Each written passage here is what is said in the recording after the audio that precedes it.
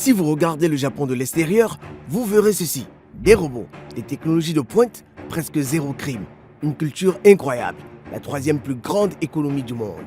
Une population en bonne santé et des entreprises célèbres dans le monde entier. À bien des égards, un pays idéal. Mais si vous regardez de plus près, sous la surface, vous verrez que même si tout cela est vrai, la vie au Japon a un autre côté plus sombre. À l'insu de la plupart des pays du monde, le Japon compte des millions de personnes qui n'ont pas pu réussir dans la société et se sont retrouvées complètement isolées de celle-ci, sans accès aux emplois, au mariage et aux moyens de mener une vie normale et heureuse. Ils sont connus comme la génération perdue et représentent plus de 15% de la population du pays. Leur triste histoire est un symbole de la disgrâce au Japon et un signe de son avenir inquiétant. C'est le côté obscur du pays des sushis. Ce que beaucoup ne savent peut-être pas aujourd'hui, c'est que dans les années 1990, le Japon était considéré comme une future superpuissance économique qui allait remplacer les États-Unis et prendre le contrôle de l'économie mondiale, à l'exemple de la Chine aujourd'hui. Les États-Unis semblaient si préoccupés par le potentiel du Japon et redoutaient un pire abord économique. À l'époque, la presse américaine affirmait, même avec beaucoup d'anxiété, que le Japon allait acheter toute l'Amérique. Et il y avait aussi des films comme Die Hard, Rising Sun et Blade Runner qui mettent en scène des sociétés japonaises prenant le contrôle de l'Amérique et du monde. Cette anxiété était causée par le miracle japonais. 3 décennies consécutives d'énormes croissances économiques rendues possibles par le système économique japonais unique. Considéré à l'époque comme supérieur au modèle occidental, il était essentiellement basé sur la coopération entre de gigantesques cartels d'entreprises et le gouvernement japonais. Ces cartels, appelés Keiretsu, étaient des alliances entre les plus grandes sociétés japonaises détenant des actions les unes dans les autres, et tout en étant formellement indépendants. Ils travaillaient ensemble pour se soutenir mutuellement. Les plus grands Keiretsu ont injustement reçu un soutien du gouvernement sous la forme d'énormes prêts distribués par la Banque nationale du Japon. En d'autres mots, ces alliances avaient accès à un flux infini d'argent pour financer leur expansion agressive à l'étranger, et tout cela pendant que le gouvernement empêchait les entreprises étrangères de se développer sur le marché japonais. Ce n'était pas un système sain ou équitable, mais il fonctionnait. Le marché boursier japonais était en plein essor. Les produits japonais gagnaient un marché après l'autre et les gens ordinaires savaient qu'ils travaillaient dur et obtenaient un diplôme universitaire. Ils décrocheraient un emploi solide dans une grande entreprise et pourraient ainsi se garantir un emploi à vie. Le Japon était imbattable et tout allait bien. Jusqu'à ce que ce ne soit plus le cas. En 1991, le Japon a connu une croissance extrêmement rapide, pendant 3 décennies consécutives, et il est devenu la deuxième plus grande économie après les États-Unis. Au fur et à mesure que l'économie se développait, les prix de l'immobilier et les valeurs des sociétés cotées en bourse augmentaient également. Mais à la fin des années 1990, cette croissance s'est accélérée et s'est transformée en manie de spéculation. En gros, tout le monde pensait que le boom économique et la croissance des actifs se poursuivraient éternellement et que plus vous investissez, plus vous gagnerez d'argent. Et pendant ce temps, la Banque nationale du Japon continuait à imprimer et à prêter de l'argent à pratiquement tous ceux qui lui demandaient, quelle que soit la raison et sans remettre en question la fiabilité des créanciers. Et puis un jour, la bulle a éclaté. Tout au long de l'année 1990, le marché boursier a chuté de 43% et les prix de l'immobilier ont suivi. En conséquence, les gens ordinaires avaient beaucoup moins d'argent à dépenser et plus personne n'était disposé à investir dans les entreprises japonaises. C'est la fin du boom économique. Pendant les années qui ont suivi, des failles dans le système japonais ont rapidement commencé à apparaître. La corruption répandue dans les entreprises et le gouvernement japonais a été révélé au grand jour. Du délit d'initié à la manipulation d'actions, la fraude ainsi que la corruption. L'offre pratiquement illimitée de prêts a créé des centaines d'entreprises zombies qui auraient dû faire faillite il y a des années mais qui ont continué à survivre grâce à un approvisionnement continu en argent bon marché emprunté à l'État.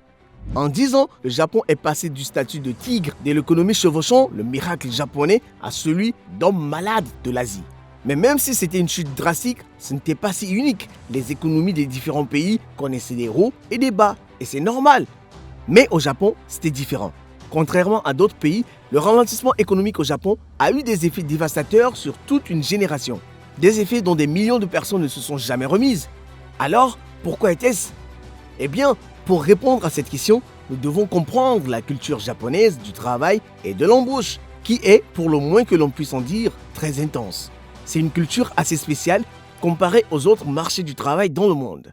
Une carrière en entreprise au Japon commence par le Shushoku Kachudo, un rituel japonais unique de recherche d'emploi que les diplômés universitaires suivent à la fin de leur étude. De nombreuses entreprises, dont les plus grandes appelées Keiretsu, n'embauchent que des jeunes diplômés et une seule fois par an. Mais en masse, des tas de gens à la fois pour se faire embaucher.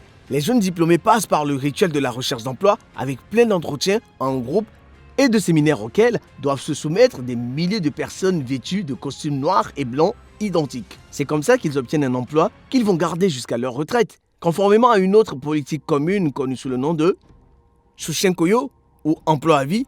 Leur entreprise ne va promouvoir que ses internes. Cette pratique est une politique connue sous le nom de Shanei Shoshin. Elle consiste à former leurs employés tout au long de leur carrière pour qu'ils puissent un jour devenir des cadres. Ces pratiques qui étaient à la base de la norme universelle dans les années 1990 et qui sont encore très courantes au Japon à ce jour, apportent de la stabilité, mais elles créent aussi un marché de travail impitoyablement rigide. Si vous voulez obtenir un bon emploi, vous n'avez qu'une seule chance après l'université.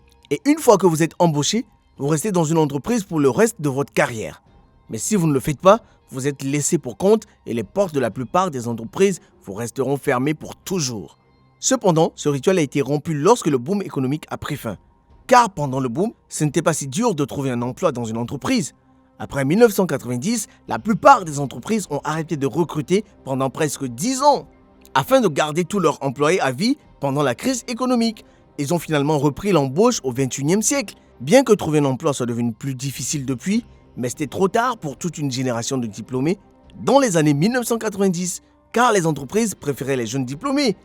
Ces personnes dont le seul défaut était d'être nées au mauvais moment ont été laissées pour compte. C'était toute une génération destinée à passer le reste de sa vie dans des emplois temporaires, à temps partiel et peu rémunérés. Cette période est devenue connue sous le nom de période glaciaire de l'emploi. Et les personnes qui ont obtenu leur diplôme pendant cette période font partie de ce que l'on appelle la génération perdue. Et comme l'économie japonaise ne s'est jamais complètement rétablie, davantage de jeunes diplômés dans les années 2000 puis 2010 ont rejoint les rangs.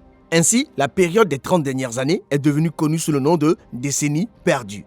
C'est évidemment tragique pour tous ceux qui font partie de la génération perdue, mais ils ne sont pas les seuls à être affectés. Leur triste sort a un impact négatif sur l'ensemble de la société japonaise et jette une ombre noire sur l'avenir du Japon.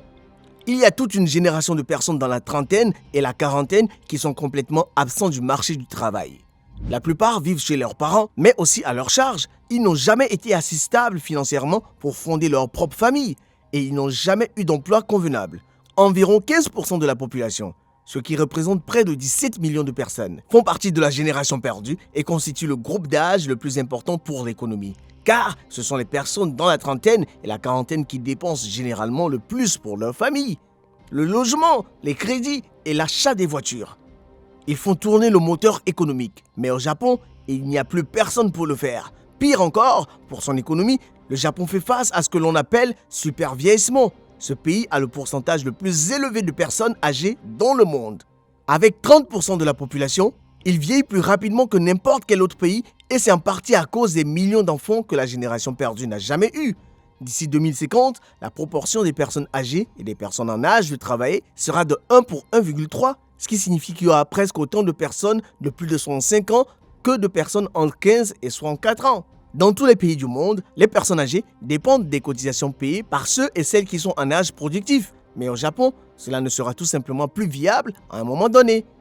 Et en plus de cela, la génération perdue a créé un autre problème social qui nuit de plus en plus à la survie de la société japonaise. Il s'agit du phénomène nommé hikikomori. Ce sont des hommes japonais qui ont volontairement décidé de complètement se couper de la société pour passer leur vie dans un isolement complet. Ils quittent jamais la maison et n'ont aucun contact social. En général, ils sont complètement dépendants financièrement de leurs parents.